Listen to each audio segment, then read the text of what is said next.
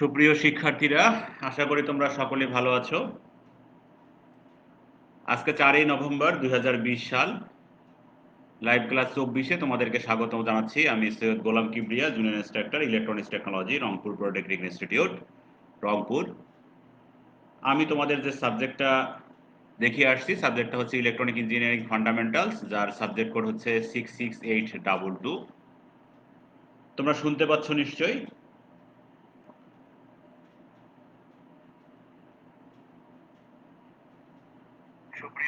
হ্যাঁ, তোমরা শুনতে পাচ্ছ? এই সাবজেক্টটা মূলত হচ্ছে ডিপ্লোমা ইন ইঞ্জিনিয়ারিং শিক্ষাক্রমের দ্বিতীয় পর্বের সিভিল উড, সিরামিক্স, গ্লাস, আইপিসিটি এবং মেকাট্রনিক্স টেকনোলজির ছাত্রছাত্রীদের জন্য। আমরা ইতিপূর্বে আমাদের সমস্ত সিলেবাসগুলো কমপ্লিট করে ফেলেছি। যেহেতু এখন পর্যন্ত আমাদের প্রতিষ্ঠান স্বাভাবিক হয়নি, সেহেতু আমরা আমাদের অনলাইন ক্লাসগুলো চালিয়ে যাওয়ার সিদ্ধান্ত নিয়েছি এবং এটা আমরা চালিয়ে যাব। তো আজকে আমি তোমাদের এই লাইভ ক্লাস 24-এ তোমাদের যে টপিক নিয়ে আলোচনা করব সেটা হচ্ছে সোল্ডারিং, তারপরে হচ্ছে বিভিন্ন ধরনের colour code, register, capacitor, inductor, হ্যাঁ, তারপরে হচ্ছে কিছু ম্যাথমেটিক্যাল টার্ম, এগুলো নিয়ে আমরা আলোচনা করব। তো প্রথমে আমরা দেখি যে সোল্ডারিং এবং কালার কোড সম্পর্কে আমরা আলোচনা করার চেষ্টা করি। তো সোল্ডারিংটা কি আর কি, এই বিষয়টা তোমাদেরকে আমি এর আগে অনেকবার বলেছি। তো সোল্ডারিং হচ্ছে একটা প্রক্রিয়া যার মাধ্যমে দুই বা ততোধিক ধাতুকে, ইলেকট্রনিক কম্পোনেন্ট, ধাতু বা ইলেকট্রনিক কম্পোনেন্টকে একে অপরের সাথে জোড়ক পদার্থ সোল্ডার দ্বারা তাপ বা অন্য কোনো বিশেষ শক্তি প্রয়োগ করে জোড়া দেওয়া হয়। অর্থাৎ যে কোনো দুইটা ইলেকট্রনিক কম্পোনেন্ট হতে পারে, যে কোনো দুইটা ধাতু হতে পারে, এই দুটাকে আমাদের জোড়া দেওয়ার প্রয়োজন পড়ে। তো এই জোড়া দেওয়ার জন্য যে প্রক্রিয়াটা আমাদের, সেই প্রক্রিয়াটাকেই বলা হচ্ছে সোল্ডারিং। তো সোল্ডারিং করার জন্য আমাদের যে উপাদানগুলো যে দরকার, সেই উপাদানগুলো হচ্ছে সোল্ডারিং আয়রন, যেটা 15 থেকে 30 ওয়াট পর্যন্ত আমরা ব্যবহার করে থাকি। এর চেয়ে আরো বেশি ওয়াটের আমরা ব্যবহার করতে পারি, বিভিন্ন ক্ষেত্রে লাগতে পারে 45 ওয়াট পর্যন্ত আমরা লাগতে পারে, যেটাকে আমরা সাধারণত তাতাল নামে অভিহিত করে থাকি আর কি। তারপর লাগবে হচ্ছে আমাদের সোল্ডার, তারপরে লাগবে হচ্ছে রজন বা রেজিন, যেটা পরিষ্কার করার জন্য। পিসিবি বা ভ্যারো বোর্ড লাগবে, তামার তার এবং সংশ্লিষ্ট ইলেকট্রনিক কম্পোনেন্ট লাগবে। সেই সাথে সাকার বা ডি সোল্ডারিং টুল লাগতে পারে। অর্থাৎ যদি কোথাও কোনো সোল্ডারিং করা থাকে, কোনো কম্পোনেন্ট কোনো পিসিবির মধ্যে দেওয়া থাকে, সেটাকে যদি উঠাইতে হয়, তাহলে সেক্ষেত্রে আমরা ডি সোল্ডার ব্যবহার করে থাকি আর কি। তো এগুলো দেখতে কিরকম, আমরা এই জিনিসগুলো এখন একটু দেখার চেষ্টা করি। সোল্ডারিং আয়রনটা দেখতে কিরকম দেখো। সোল্ডারিং আয়রন হচ্ছে এরকম দেখতে। এটা হচ্ছে সোল্ডারিং আয়রনের মূল, এটা হ্যান্ডেল, ঠিক আছে। এটা হচ্ছে মূল উপাদানটা, এটা হচ্ছে কেবল, যেটা আমরা বা 220 ভোল্টে আমরা কানেকশন দেব। আর এটা হচ্ছে আমাদের সোল্ডারিং আয়রনের হোল্ডার, অর্থাৎ সোল্ডারিং আয়রনটাকে আমরা এই হোল্ডারের মধ্যে রাখবো। এখানে রজন, সোল্ডার এগুলো আমরা রাখতে পারি আর কি। তো সোল্ডারিং আয়রনটা দেখতে হচ্ছে এরকম, সোল্ডারটা দেখতে হচ্ছে এরকম। তোমরা বিভিন্ন বাজারে দেখতে পারবে আর কি, বিভিন্ন ইলেকট্রনিক কম্পোনেন্টের যে দোকানগুলো আছে, এগুলোতে চাইলেই তোমাদেরকে দিয়ে দিবে যে সোল্ডারগুলো দেখতে হচ্ছে এরকম।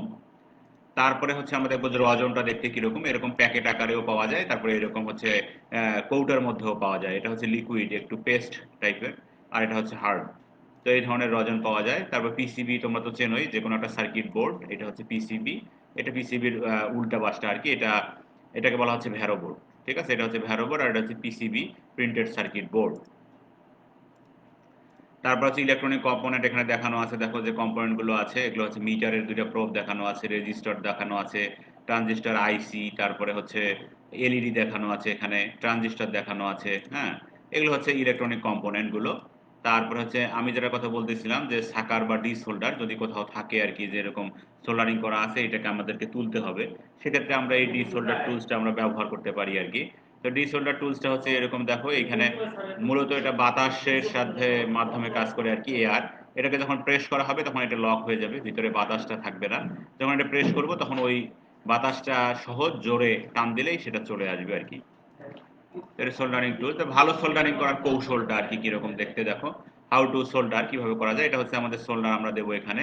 এটা হচ্ছে কপার প্যাড, অর্থাৎ পিসিবির যে উপরে যে কপারের যে অংশটা আছে, এটা এলইডি আমি এর মধ্যে দিয়ে দিছি।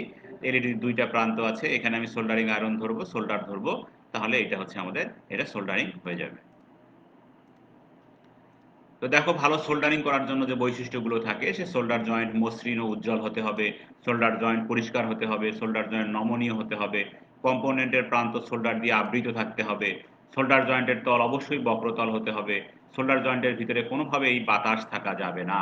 এই একটা ছবি দেখো তোমরা, এর আগে আমি এই ছবিটা তোমাদেরকে দেখিয়েছি। এই ছবিটা দেখলে তোমরা বুঝতে পারবে। দেখো ২ থেকে ৩ সেকেন্ড পার্টস এবং প্যাডটি গরম করতে হবে, সোল্ডার যোগ করতে হবে, আরও ১ থেকে ২ সেকেন্ড তাপ দিতে হবে সোল্ডারিং আয়রন দিয়ে, তারপর ঠান্ডা হতে আমাদের দিতে হবে। তাহলে এইটা হচ্ছে সুন্দর হচ্ছে সোল্ডারিং হয়ে গেছে। এখন দেখো এইটা হচ্ছে সঠিক। এই দেখো এই ছবিটা এবং এই ছবিটা একই, এটা হচ্ছে সঠিক সোল্ডার। এখানে অনেক বেশি সোল্ডার পড়ে গেছে, তাহলে জিনিসটা দেখতে খারাপ দেখা যাচ্ছে।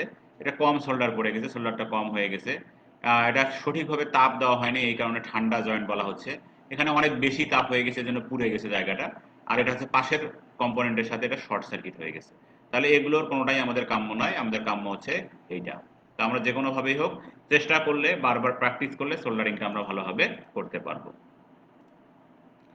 প্রিন্টেড সার্কিট বোর্ডটা কি আসলে? প্রিন্টেড সার্কিট বোর্ড বা পিসিবি হলো এক ধরনের বোর্ড যাতে বিভিন্ন প্রকার ইলেকট্রনিক উপাদান যোগ করে সংযোগ প্রদানের মাধ্যমে তড়িৎ প্রবাহের পথ সৃষ্টি করা হয়ে থাকে। প্রিন্টের উপর ভিত্তি করে পিসিবিকে ৩ ভাগে ভাগ করা যায়। সিঙ্গেল সাইডেড পিসিবি, অর্থাৎ বোর্ডের শুধুমাত্র একদিকে ইন্টারকানেক্টিং পাথ দেওয়া থাকবে। তারপর হচ্ছে ডাবল সাইডেড, দুই দিকে থাকবে ইন্টারকানেক্টিং পাথ। মাল্টি লেয়ার, কয়েকটা স্তরে থাকতে পারে আর কি। সাধারণত মাল্টি লেয়ার আমরা ওই যে কম্পিউটারের যে র্যাম আছে, তারপরে হচ্ছে তোমাদের মাদারবোর্ড আছে, এগুলোতে আমরা এই মাল্টি লেয়ার পিসিবি ব্যবহার করে থাকি আর কি। তো সিঙ্গেল সাইডেড পিসিবিটা কিরকম দেখতে, এই দেখো এরকম সিঙ্গেল সাইডেড পিসিবি। এটা সাধারণত আমরা ছোটখাটো যে এমপ্লিফায়ার গুলো তৈরি করি, বিভিন্ন কলিং বেলের সার্কিট যে তৈরি করি, এগুলোতে হচ্ছে আমাদের হচ্ছে সিঙ্গেল সাইডেড পিসিবি আমরা ব্যবহার করে থাকি। আমরা সাধারণত এইটাই ব্যবহার করে থাকি প্র্যাকটিক্যাল কাজের জন্য। ডাবল সাইডেড অর্থাৎ দেখো এটা একটা র্যামের ছবি, সরি র্যাম, র্যাম না, এটা একটা ডিসপ্লের ছবি দেখা যাচ্ছে না, ডিসপ্লে লাগানো আছে। তো এটা দুই পাশেই দেখানো আছে। এটা হচ্ছে ফ্রন্ট সাইড, এটা হচ্ছে তার অপোজিট সাইড। তো এটা হচ্ছে ডাবল সাইডের, দুই দিকে আমাদের কম্পোনেন্ট লাগানো আছে দেখো। আর মাল্টি লেয়ারটা হচ্ছে এরকম বিভিন্নভাবে লেয়ার করা থাকবে। সাধারণত মাদারবোর্ডে আমরা মাল্টি লেয়ার পিসিবি ব্যবহার করে থাকি। শিক্ষার্থীরা, এরপরে আসি আমরা আমাদের হচ্ছে পরবর্তীতে আছে অ্যাক্টিভ এবং প্যাসিভ কম্পোনেন্ট। দেখো অ্যাক্টিভ একটি ইংরেজি শব্দ যার বাংলা অর্থ হচ্ছে সক্রিয়। কম্পোনেন্ট সমূহের বাংলা শব্দের বাংলা হচ্ছে উপাদান, কম্পোনেন্ট মানে হচ্ছে উপাদান। অ্যাক্টিভ কম্পোনেন্ট হচ্ছে সক্রিয় উপাদান। যেহেতু ইলেকট্রনিক্সে বিভিন্ন ডিভাইস ব্যবহার করা হয়, তাই এটা হবে সক্রিয় ডিভাইস। তো অ্যাক্টিভ ডিভাইস সমূহ সার্কিটে পাওয়ার প্রদান করে থাকে, যেমন ব্যাটারি, ডায়োড, ট্রানজিস্টর ইত্যাদি। এগুলো হচ্ছে সবগুলো অ্যাক্টিভ ডিভাইস বা অ্যাক্টিভ কম্পোনেন্ট। আর প্যাসিভ কম্পোনেন্টটা হচ্ছে দেখো রেজিস্টর, ক্যাপাসিটর, ইন্ডাক্টর, এগুলো হচ্ছে প্যাসিভ কম্পোনেন্ট, যা সার্কিটের পাওয়ারকে এরা নিজেরা কাজে লাগায়, সার্কিট থেকে পাওয়ার গ্রহণ করে। রেজিস্টরটা কি? আমরা জানি যে রেজিস্টর হচ্ছে কি একটা কম্পোনেন্ট। এটা এমন কোনো মোবাইল চার্জার থেকে শুরু করে radio, television, bulb, LED bulb, যে কোনো এনার্জি বাল্ব, যে কোনো ধরনের ইলেকট্রনিক সার্কিট নাই যে এই কম্পোনেন্টকে খুঁজে পাওয়া যাবে না। ঠিক আছে, সকল ইলেকট্রনিক সার্কিটে এই সাধারণ কম্পোনেন্টটি ব্যবহার করা হয়ে থাকে। এটি অনেক বহুল ব্যবহৃত কম্পোনেন্ট। রেজিস্টর হচ্ছে রোধক বা বাধা। ইলেকট্রনিক্সের যে কোনো সার্কিটে তড়িৎ প্রবাহের মধ্যে বাধা সৃষ্টিকারীকে বলা হচ্ছে রেজিস্টর। যে ধর্মের জন্য এর মধ্য দিয়ে বিদ্যুৎ প্রবাহিত বিঘ্নিত হয় বা বাধাপ্রাপ্ত হয় তাকে রেজিস্ট্যান্স বলে। রেজিস্টরকে আর দ্বারা প্রকাশ করা হয় এবং রেজিস্টরের একক হচ্ছে ওহম। রেজিস্টর আমাদের সহজ বাংলায় বলতে গেলে রেজিস্টর হচ্ছে একটা ইলেকট্রনিক কম্পোনেন্ট যা বিদ্যুৎ প্রবাহে বাধা প্রদান করে। ঠিক আছে, বাধা প্রদান করে। এটা বিভিন্ন মানের হয়ে থাকে। এটাকে আর দ্বারা, বড় হাতের আর দ্বারা প্রকাশ করা হয়। এটাকে ওহম, এর কত মান হবে সেটা আমরা ওহমের মাধ্যমে প্রকাশ করে থাকি, যেটা কত ওহমসের রেজিস্টর। রেজিস্টারকে সাধারণত দুই ভাগে ভাগ করা যায়, একটা হচ্ছে ফিক্সড রেজিস্টার, একটা হচ্ছে ভেরিয়েবল রেজিস্টার। ফিক্সড রেজিস্টারটা হচ্ছে এটার মানটা, ফিক্সড রেজিস্টারের মানটা স্টেবল থাকবে, অর্থাৎ স্থির করা থাকবে, যে 2.2K, 220 ohm, 1K, 2K, 5K, হ্যাঁ, এটা স্থির স্থির মানের একটা রেজিস্টার, এই মানটা কখনো পরিবর্তন হবে না। আর ভেরিয়েবল রেজিস্টারকে এইভাবে তীর চিহ্ন দ্বারা প্রকাশ করা হয়, তার মানে হচ্ছে যে ভেরিয়েবল রেজিস্টারটার মানটা পরিবর্তনশীল। কিভাবে পরিবর্তনশীল দেখো আমি তোমাদেরকে দেখাই। এটা হচ্ছে রেজিস্টার বা ফিক্সড রেজিস্টার। এই ফিক্সড রেজিস্টারটা সাধারণত এরকম দেখতে। এটার মান যদি দেওয়া থাকে 5 কিলো ওহম, এটা 5 কিলো ওহম, এটা 10 কিলো ওহমস, তাহলে এটার মান পরিবর্তন করার কোনো সুযোগ আর নাই। ঠিক আছে, কিন্তু যেটা ভেরিয়েবল রেজিস্টার সেটার মান পরিবর্তন করার সুযোগ আছে। এখানে দেখো এই ভেরিয়েবলটা যদি আমি ঘুরাই, এখানে যদি আমি একটা টেস্টার লাগাই দিয়ে যদি ঘুরাই, এই ভেরিয়েবলটা হাত দিয়ে যদি ঘুরাই, তাহলে এর এই তিনটা প্রান্তে আমরা হচ্ছে ভেরিয়েবল অর্থাৎ পরিবর্তনশীল আমরা রেজিস্ট্যান্সের মান আমরা এখান থেকে পাবো। অর্থাৎ আমরা যত মান এখান থেকে দরকার আমরা সেই মানটা আমরা এখান থেকে নিতে পারবো। তো ভেরিয়েবল রেজিস্টারের সুবিধা হচ্ছে এইটাই। এরপরে দেখো ক্যাপাসিটর কি? ক্যাপাসিটর হচ্ছে ধারক। এটা অনেকটা রিচার্জেবল ব্যাটারির সাথে তুলনা করা হয়। পার্থক্য শুধু এটাই যে এর চার্জ ধরে রাখার ক্ষমতা অনেক কম। হতে পারে সেটা 1 সেকেন্ডে 1000 ভাগের অনেক কম। ক্যাপাসিটরের এই চার্জ ধরে রাখার যে ক্ষমতা বা ধর্ম, এটাকে বলা হচ্ছে ক্যাপাসিট্যান্স। এর আরেকটি অতি পরিচিত নাম হচ্ছে কন্ডেন্সার। সাধারণত যারা মিস্ত্রি বা মেকার যারা কাজ করে তারা কন্ডেন্সার নামে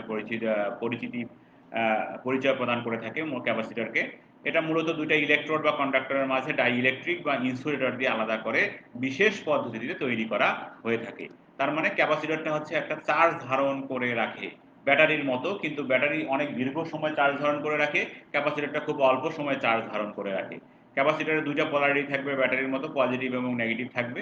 আবার বিভিন্ন ক্যাপাসিটর অন্যান্য ক্যাপাসিটর থাকতে পারে যে ক্যাপাসিটরের কোনো পোলারিটি ছাড়া ক্যাপাসিটর থাকতে পারে। তারপরে হচ্ছে এই ক্যাপাসিটরটা হচ্ছে রেজিস্ট্যান্সের মতো ভেরিয়েবল কিন্তু হতে পারে। এটা হচ্ছে দেখো স্থির মানের পোলার ক্যাপাসিটরটা হচ্ছে দেখতে এরকম, প্রতীকটা এরকম। তো এটা হচ্ছে পজিটিভ, এটা হচ্ছে নেগেটিভ প্রান্ত, এরকম বাঁকা করে দেওয়া থাকতে পারে অথবা এরকম পজিটিভ চিহ্ন দেওয়া থাকতে পারে। এটা এরকম কোনো চিহ্ন ছাড়াই দেওয়া থাকতে পারে। এটা ভেরিয়েবল মাঝখানে অর্থাৎ পরিবর্তনশীল, এর ক্যাপাসিট্যান্সের মানটা পরিবর্তনশীল হয়ে থাকে। তো ক্যাপাসিটর বিভিন্ন ধরনের হয়ে থাকে। দেখো পোলারাইজড ক্যাপাসিটর, পোলারাইজড ক্যাপাসিটর মানে হচ্ছে পোলারিটি থাকবে, এটা হচ্ছে নেগেটিভ প্রান্ত। মোটামুটি এর সোজায় যে প্রান্তটা থাকবে সেটাকে বলা হচ্ছে নেগেটিভ, এটা হচ্ছে নেগেটিভ বা নেগেটিভটা ছোট হয়, পজিটিভটা সাধারণত বড় হয়ে থাকে। আর এটা হচ্ছে তোমার দেখো পোলারাইজড ক্যাপাসিটর দেওয়া থাকবে 68 মাইক্রোফ্যারাড 400 ভোল্ট, অর্থাৎ এটার মান হচ্ছে 400 ভোল্ট। এখানে আমি 400 ভোল্ট পাবো, 68 মাইক্রোফ্যারাড এর ক্যাপাসিটরের এর মানটা থাকবে এত মাইক্রোফ্যারাড। এরপরে আছে হচ্ছে সিরামিক ক্যাপাসিটর, এটার কোনো পোলারিটি নাই। সিরামিক ক্যাপাসিটর দেখতে এরকম 103 1 কেভি এরকম লেখা থাকতে পারে সিরামিক ক্যাপাসিটরে। মাইলার ক্যাপাসিটরটা দেখতে এরকম, সাধারণত এনার্জি বাল্বে আমরা এটা ব্যবহার করে থাকি 100 ভোল্ট, তারপরে 2200 জে ফিল্ম ক্যাপাসিটর বা মাইলার ক্যাপাসিটর বলা হয়ে থাকে। এরপরে শিক্ষার্থীরা তোমরা দেখো যে ইন্ডাক্টর, ইন্ডাক্টর হচ্ছে একটা প্যাসিভ ইলেকট্রিক্যাল ডিভাইস এবং ইন্ডাকটেন্স হলো ওই ডিভাইসের বৈশিষ্ট্য বা গুণ যে গুণের কারণে পরিবাহী ভোল্টেজ আবিষ্ট হয়। ইন্ডাকটেন্স ইংরেজিতে বড় হাতের এল অক্ষর দ্বারা প্রকাশ করা হয়। তো ইন্ডাক্টর এবং ইন্ডাকটেন্স, এটা হচ্ছে ইন্ডাকটেন্স এর প্রতীক, ঠিক আছে। তো এটা হচ্ছে ইন্ডাক্টর, হ্যাঁ। ইন্ডাকটেন্সটা হচ্ছে মূলত এর ধর্ম, আর ইন্ডাক্টরের ধর্মটা কি বলা হচ্ছে ইন্ডাকটেন্স। তো ইন্ডাকটেন্সটা আমরা কোথায় ব্যবহার করে থাকি? রেডিও রিসিভারের এলসি ট্যাঙ্ক সার্কিট বা টিউনিং সার্কিটে, যেটা আমরা রেডিওতে যে আমরা চ্যানেলটা চেঞ্জ করার জন্য যে ভেরিয়েবলটা আমরা ঘুরাই সেটাকেই বলা হচ্ছে আমাদের টিউনিং সার্কিট, ঠিক আছে। তো এখানে আমরা ব্যবহার করি এলসি ট্যাঙ্ক সার্কিটে, রেজোনেন্স সার্কিটে আমরা ব্যবহার করি। ফিল্টার সার্কিটে আমরা হচ্ছে বেশি ব্যবহার করে থাকি চোক কয়েল, অর্থাৎ টিউব লাইটের যে কয়েলটা আছে চোক কয়েল, সেখানে আমরা ব্যবহার করে থাকি। ট্রান্সফরমারে ব্যবহার করা যায়, মোটর জেনারেটরে ব্যবহার করা যাচ্ছে, স্পিকারে আমরা ব্যবহার করে থাকি ইন্ডাক্টর, ঠিক আছে। এই হচ্ছে মোটামুটি ইন্ডাক্টরের ব্যবহার। এরপরে শিক্ষার্থীরা আমরা দেখার চেষ্টা করি, দেখো কালার কোডের সাহায্যে রেজিস্টারের মান কিভাবে নির্ণয় করা যায়। তো একটা রেজিস্টারের মান, এটা খুব ইম্পর্টেন্ট, এইটা তোমাদের মাঝে মাঝে পরীক্ষায় কিন্তু এসে থাকে আর কি। যে কালার কোড, একটা রেজিস্টার দেওয়া আছে, এটার কালার কোড কত, সেই কালার কোডের মানটা আমরা একটা নির্দিষ্ট টেবিলের মাধ্যমে এটা আমরা বের করতে পারি। তো কালার কোডের সাহায্যে রেজিস্টারের মান নির্ণয় করার জন্য আমাদের এই টেবিলটা মনে রাখতে হবে। শিক্ষার্থীরা তোমরা ভালো করে খেয়াল করো যে এই টেবিলটা মুখস্থ করতে হবে, ঠিক আছে। এই টেবিলটার প্রথমে দেওয়া আছে ক্রমিক নাম্বার, কালারের নাম দেওয়া আছে, কি কি কালার দেওয়া আছে। এটা প্রথম ব্যান্ডে যদি এটা দেওয়া থাকে তাহলে এইভাবে বসবে, দ্বিতীয় ব্যান্ডে থাকলে এইভাবে বসবে, তৃতীয় ব্যান্ডে থাকলে এইভাবে বসবে এবং চতুর্থ ব্যান্ডে থাকলে এটা এইভাবে বসবে 10%। মূলত চতুর্থ ব্যান্ডটা আমরা ব্যবহার করে থাকি টলারেন্সের ক্ষেত্রে। তো এই বিষয়ে অঙ্কগুলো আমি তোমাদেরকে আগে দেখিয়েছি। আজকে যখন একটা অঙ্ক দেখবো আমরা, এখন দেখো খেয়াল করো। ধরে নেই যে আমাদের হচ্ছে এই রেজিস্টারটা দেওয়া আছে, এই রেজিস্টারের মান কত সেটা আমাদের বের করতে হবে, ঠিক আছে। এখানে কয়টা কালার আছে দেখো, চার ধরনের কালার আছে। প্রথমে কি কালার দেওয়া আছে দেখো, বাদামি, তারপরে দেওয়া আছে কালো, হ্যাঁ, তারপরে দেওয়া আছে লাল, হ্যাঁ, এবং চতুর্থতে দেওয়া আছে কি দেওয়া আছে চতুর্থ, সোনালী, ঠিক আছে। সোনালী রঙের কালার দেওয়া আছে।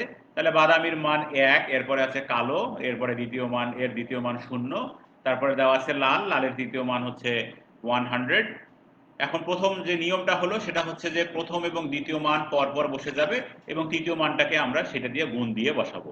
দেখো প্রথম মানটা হচ্ছে বাদামি যদি দেওয়া থাকে, প্রথমে বাদামির মান হচ্ছে 1 আমি বসাই দিছি। এরপর দেওয়া আছে কালো, কালোর মান হচ্ছে 0 আমি বসাই দিয়েছি। এর সাথে আমি গুণ করব কত, পরবর্তী রং দেওয়া আছে লাল, লাল মানে হচ্ছে 100, 100 দ্বারা গুণ করব, তাহলে কত হলো 1000 ওহম।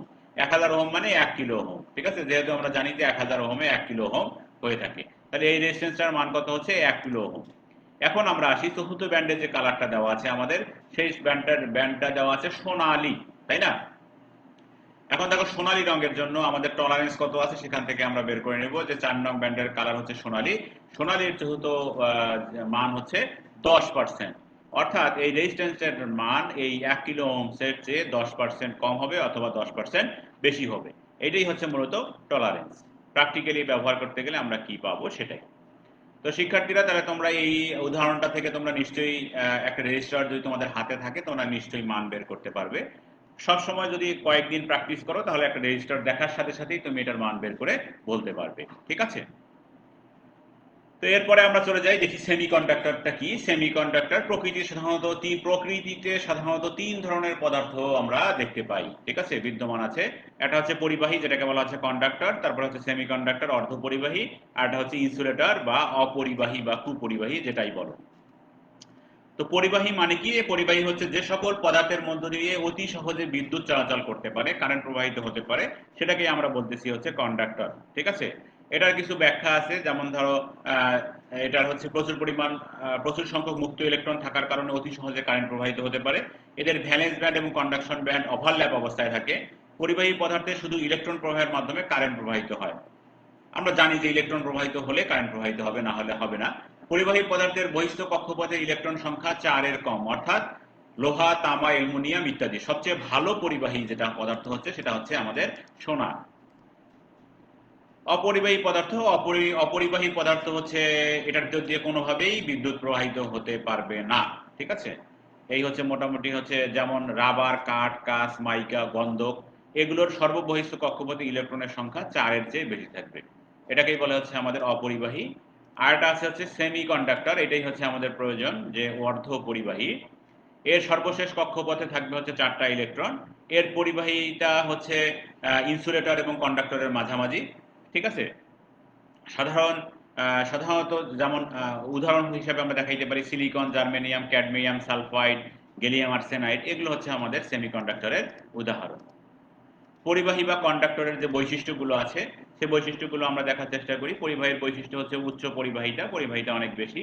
তাহলে পরিবাহিতা যেহেতু বেশি, তার রেজিস্ট্যান্স কম থাকবে, তাপ গুণাঙ্ক কম হবে, নমনীয়তা বেশি থাকবে, ক্ষয়রোধক ক্ষমতা সম্পন্ন হতে হবে, মরিচা প্রতিরোধক ক্ষমতা সম্পন্ন, ঝালাইয়ের উপযুক্ততা, টান সহন ক্ষমতা, এগুলা থাকবে। অপরিবাহী পদার্থের মধ্যে যে বৈশিষ্ট্যগুলো আছে এই বৈশিষ্ট্যগুলোর মধ্যে হচ্ছে এটার হাই রেজিস্ট্যান্স থাকবে, অর্থাৎ হাই রেজিস্ট্যান্স থাকবে তার মানে হচ্ছে এটার মধ্যে কোনোভাবেই কোনো কারেন্ট প্রবাহিত হবে না। উন্নত মানের থার্মাল কন্ডাক্টিভিটি থাকবে, থার্মাল স্ট্যাবিলিটি বেশি থাকবে, ভ্যালেন্স ব্যান্ড এবং কন্ডাকশনের ব্যান্ডের মধ্যে দূরত্ব সবচেয়ে বেশি থাকবে, মরিচা প্রতিরোধক ক্ষমতা সম্পন্ন হবে। অর্ধপরিবাহী বা সেমিকন্ডাক্টরের বৈশিষ্ট্য: